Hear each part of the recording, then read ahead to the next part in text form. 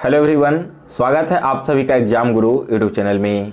दोस्तों कल यानी कि 4 नवंबर से आप सभी का एयरफोर्स का एग्ज़ाम स्टार्ट हो रहा है। तो सबसे पहले आप सभी को बेस्ट ऑफ लक, आप लोग अच्छे से पेपर देकर आना। और दोस्तों आज इस वीडियो में हम लोग एयरफोर्स एग्ज़ाम के लिए इंग्लिश का एक लास्ट प्रैक्टिस पेपर सॉल्व करने वाले हैं। तो हमारे साथ आप सभी लोग इस प्रैक्टिस पेपर को सॉल्व कीजिए और वीडियो के लास्ट में हमें बताइएगा कि आज आपने 20 में से टोटल कितने क्वेश्चंस सही किए हैं। इस मॉक टेस्ट का पीडीएफ मैंने टेलीग्राम ग्रुप में डाल दिया है और टेलीग्राम ग्रुप का लिंक डिस्क्रिप्शन बॉक्स में दिया गया है, तो आप वहां से इसे डाउनलोड कर लेना। और एयरफोर्स एग्जाम के लिए दोस्तों करंट अफेयर्स का एक ई बुक तैयार किया गया है। इस ई बुक में वैसे सारे इंपॉर्टेंट टॉपिक शामिल किए गए हैं जिनसे पिछले 3 सालों से एयरफोर्स क्वेश्चंस पूछता आ रहा है। तो जिन लोगों ने अभी तक इस ई बुक को डाउनलोड नहीं किया है, इसे डाउनलोड करने का लिंक आपको डिस्क्रिप्शन बॉक्स में मिल जाएगा। तो आप इस वीडियो को देखने के बाद यहाँ से डाउनलोड कर लें, आपके एग्जाम के लिए ई बुक काफ़ी हेल्पफुल साबित होगी।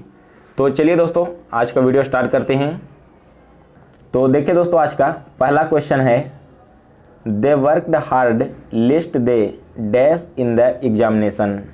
यहाँ पर खाली स्थान की जगह पर आप सभी को बताना है कौन सा वर्ड आएगा। तो आप जल्दी से कमेंट बॉक्स में मुझे इस क्वेश्चन का आंसर बताइए। यहाँ पर देखो लिस्ट के साथ में हमेशा से शुड का यूज किया जाता है, ठीक है। तो यहाँ पर क्या होगा, ऑप्शन सी इस क्वेश्चन का करेक्ट आंसर है। They worked hard लेस्ट they should fail in the examination, यानी कि उसे कड़ी मेहनत करनी होगी, अदरवाइज वो क्या होगा, एग्जाम में फेल हो जाएगा। सेकंड क्वेश्चन देखिए, अब identify the correct preposition. Second question में करेक्ट प्रीपोजिशन फिल करना है। आई शैल प्रोसीड डैश हिम। यहाँ पर देखो क्या हो रहा है, आई शैल प्रोसीड डैश हिम, यानी कि किसी के खिलाफ जाने की बात की जा रही है ना, किसी के खिलाफ कार्रवाई करने की बात हो रही है। तो जैसे ही यहाँ पर किसी के खिलाफ जाना आ रहा है, खिलाफ वर्ड आया, तो आप समझ जाओ कि यहाँ पर हमें अगेंस्ट प्रीपोजिशन का यूज करना होगा। यानी कि इस क्वेश्चन का ऑप्शन एक करेक्ट आंसर है, आई शैल प्रोसीड अगेंस्ट हिम। अगला क्वेश्चन देखिए, क्वेश्चन नंबर 3 है, चूज द करेक्ट वर्ड। यहाँ पर 4 वर्ड्स दिए गए हैं, इनमें से आपको बताना है कि करेक्ट वर्ड कौन सा है। तो यह है दोस्तों, सैटेलाइट का करेक्ट वर्ड होता है SATELLITE, यानी कि बी ऑप्शन इस क्वेश्चन का करेक्ट आंसर है। और सैटेलाइट का मतलब क्या होता है, इसका मतलब है उपग्रह। नेक्स्ट क्वेश्चन देखिए, क्वेश्चन नंबर 4 है, fill in the blank with correct article. Fourth question में आपको आर्टिकल यूज करना है। It is dash unit of measurement. तो यहाँ पर देखो सबसे बड़ा कन्फ्यूजन हो जाता है कि जब यूनिट यू से स्टार्ट हुआ है और आप सभी जानते हैं कि यू क्या है, एक वोवेल है। तो ऐसे में यहाँ पर ए आर्टिकल यूज किया जाएगा या फिर एन का किया जाएगा। तो यूनिट का जो फर्स्ट लेटर है वो यू तो वोवेल है, लेकिन जब आप इसे प्रोनाउंस करोगे तो जो प्रोनाउंसिएशन होता है ना, वो यहाँ पर होता है कॉन्सोनेंट के फॉर्म में यू होता है। इस कारण से हम यहाँ पर एन का यूज न करके ए का यूज करेंगे। तो करेक्ट सेंटेंस होगा, it is a unit of measurement, यानी कि यह मेजरमेंट का एक यूनिट है, एक मात्रक है। नेक्स्ट क्वेश्चन देखिए, क्वेश्चन नंबर 5 है, identify the antonym of the given word. Confess का अपोजिट वर्ड आपको बताना है। कन्फेस का मतलब होता है दोस्तों स्वीकार कर लेना, किसी भी दोस्त को स्वीकार कर लेना। तो इसका जस्ट अपोजिट हो जाएगा डाइवल्ग, यानी कि डी ऑप्शन इस क्वेश्चन का करेक्ट आंसर है।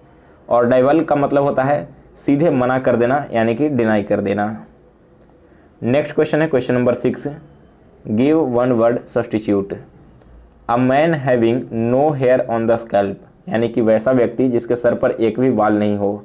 तो ऐसे व्यक्ति को हम क्या बोलते हैं, गंजा बोलते हैं, और इंग्लिश में इसका मतलब है बाल्ड, यानी कि डी ऑप्शन इस क्वेश्चन का करेक्ट आंसर है। अगला क्वेश्चन देखिए, क्वेश्चन नंबर 7 है, द एक्ट और practice of walking in sleep, यानी कि नींद में जो चलने की बीमारी होती है, इस बीमारी के लिए वन वर्ड यूज किया जाता है सोमनम्बुलिज्म, यानी कि ए ऑप्शन इस क्वेश्चन का करेक्ट आंसर है। नेक्स्ट है question number 8, identify the correct choice. यहाँ पर भी खाली स्थान आपको भरना है।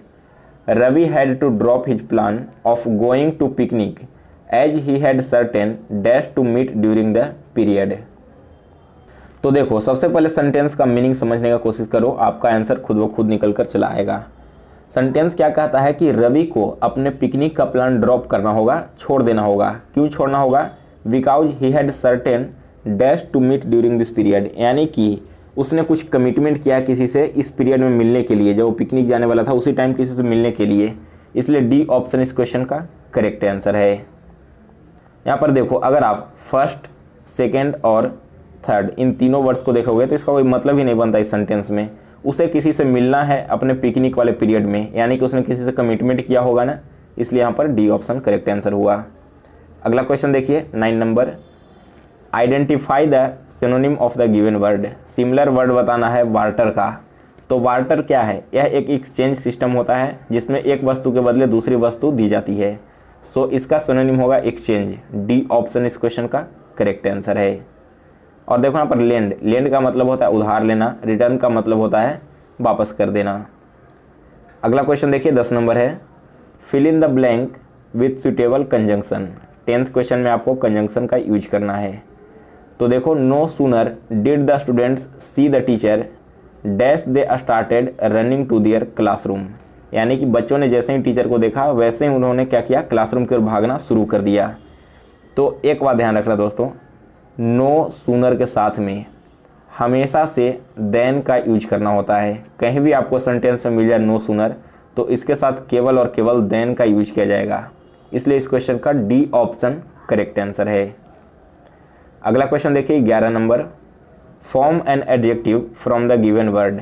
एडवाइस का एडजेक्टिव आपको बताना है, तो यह होगा एडवाइजेबल, यानी कि डी ऑप्शन इस क्वेश्चन का करेक्ट आंसर है।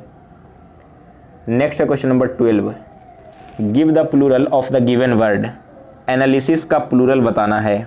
तो एनालिसिस का प्लूरल होगा दोस्तों एनालिसिसेज, यानी कि ANALYSES। बी ऑप्शन इस क्वेश्चन का करेक्ट आंसर है। नेक्स्ट क्वेश्चन देखिए, क्वेश्चन नंबर 13 है। देखिए क्या है sentence, the prizes were dash away by the mayor of the city. यहाँ पर जो क्या है, प्राइज है वो सिटी के मेयर के द्वारा डिस्ट्रीब्यूट किया गया, बांटा गया है। तो एक बात ध्यान रखना, यह सेंटेंस आप देखो क्या है, why the mayor of city. Sentence passive form में है ना। आपको मैंने एक पैसिव वॉइस का वीडियो बनाया था, उसमें बताया था कि कौन सा सेंटेंस पैसिव में होता है और कौन सा एक्टिव में होता है। तो यहाँ पर आप देख रहे हो कि पैसिव वॉइस है, और अगर कोई सेंटेंस पैसिव में हो तो वेयर के साथ हमेशा से वर्ब का थर्ड फॉर्म लगता है। तो गिव का थर्ड फॉर्म क्या है, गिव का थर्ड फॉर्म है गिवन, यानी कि बी ऑप्शन इस क्वेश्चन का करेक्ट आंसर है। The prizes were given away by the mayor of the city. Next question देखिए, क्वेश्चन नंबर 14 है, identify the correct part. The angry was visual on the face of the manager. यानी कि जो गुस्सा है वो manager के चेहरे पर साफ झलक रही थी। तो देखो यहाँ पर एंग्री, एंग्री वर्ड बिल्कुल गलत लिखा गया। यहाँ पर क्या होगा, एंग्री की जगह एंगर होना चाहिए। गुस्सा के लिए एंगर वर्ड यूज करेंगे ना, एंग्री तो एडजेक्टिव टाइप का हो गया। तो यहाँ पर आप इसे रिप्लेस कर दो एंगर से, तब यह सेंटेंस करेक्ट आंसर होगा। नेक्स्ट क्वेश्चन देखिए, क्वेश्चन नंबर 15 है, identify the meaning of the given idioms and phrases. To smell a rat, इसका मतलब आपको बताना है। तो दोस्तों टू स्मेल द रैट का मतलब होता है किसी जालसाजी या फिर किसी ट्रिक का पता लगा लेना, यानी कि बी ऑप्शन इस क्वेश्चन का करेक्ट आंसर है, टू सस्पेक्ट अ ट्रिक और डिसीट। नेक्स्ट है question number 16, identify the indirect speech. He said to them don't make a noise. उसने उन सभी से कहा कि हल्ला मत करो। तो यहाँ पर देखिए सबसे पहले सेंटेंस देखिए किस प्रकार का है। सेंटेंस इम्परेटिव फॉर्म में है, तो इम्परेटिव सेंटेंस अगर दिया हुआ रहे तो हमें क्या करना होता है, सेड को चेंज कर देंगे आस्क्ड में। ठीक है, सेड को चेंज कर दीजिए आस्क्ड में। इसके बाद इन्वर्टेड कॉमा को हटाकर आपको यूज करना होता है नॉट टू। यानी कि दोस्तों अगर आप इसका जब इनडायरेक्ट फॉर्म चेंज करोगे तो यह होगा he asked them not to make noise. क्या करेगा, हल्ला नहीं करने के लिए। इसलिए डी ऑप्शन इस क्वेश्चन का करेक्ट आंसर है। अगला क्वेश्चन देखिए 17 नंबर है, change the voice I know him. Active से पैसिव में आपको कन्वर्ट करना है। ध्यान दो, यह सेंटेंस क्या है, सिंपल प्रेजेंट टेंस में है ना, आई नो हिम, यानी कि मैं उसे जानता हूँ, बिल्कुल सिंपल प्रेजेंट टेंस है। तो सिंपल प्रेजेंट टेंस में जब आपको एक्टिव से पैसिव में चेंज करना होता है तब यूज किया जाता है इज, एम और आर का, और इसके साथ वर्ब का थर्ड फॉर्म यूज किया जाएगा। तो देखो ही के साथ में हमेशा से तो इज ही लगेगा, तो इज लगाया हमने, और नो का थर्ड फॉर्म है known, he is known to me. D option इस क्वेश्चन का करेक्ट आंसर है। इसके बाद दोस्तों पैसेज है, तो आप सभी लोग पहले वीडियो को रोकिए और इस पूरे पैसेज को पढ़ लीजिए, फिर हम इसके क्वेश्चंस को देखेंगे। यहाँ पर देखो पैसेज का नीचे भी थोड़ा सा पार्ट बचा हुआ है, आप दोनों पार्ट को पढ़ो फिर इसके क्वेश्चन को सॉल्व करते हैं। सो गाइज आपने यहाँ पर पैसेज को पढ़ लिया होगा, तो चलिए अब इसके क्वेश्चंस देखते हैं। फर्स्ट क्वेश्चन है which one of the following statement is true, यहाँ पर कौन सा स्टेटमेंट सही है। तो देखो अगर आप पूरे पैसेज को पढ़े होंगे तो डी स्टेटमेंट जो दिया गया ना वो बिल्कुल करेक्ट है। The engine driver can not be compare to Plato और सोक्रेट्स, यहाँ पर जो है क्या इंजन ड्राइवर कभी भी प्लेटो से कंपेरिजन नहीं किया जा सकता, क्योंकि दोनों अपने अपने रास्ते में अलग हैं और परफेक्ट हैं। पैसेज के नीचे वाले पैराग्राफ में आपको इस क्वेश्चन का आंसर मिल जाएगा। अगला क्वेश्चन देखिए, in the passage the author mentions Plato and Socrates to emphasise that, इन दोनों का मेंशन क्यों किया गया है पैसेज में। तो इसके पीछे का रीज़न है दोस्तों कि people as individuals in the modern age are not more advanced than their procedures, यानी कि आज की जो मॉडर्न एज है इसमें पीपल अकेले उतने एडवांस्ड नहीं है जितना कि उनके पूर्वज थे।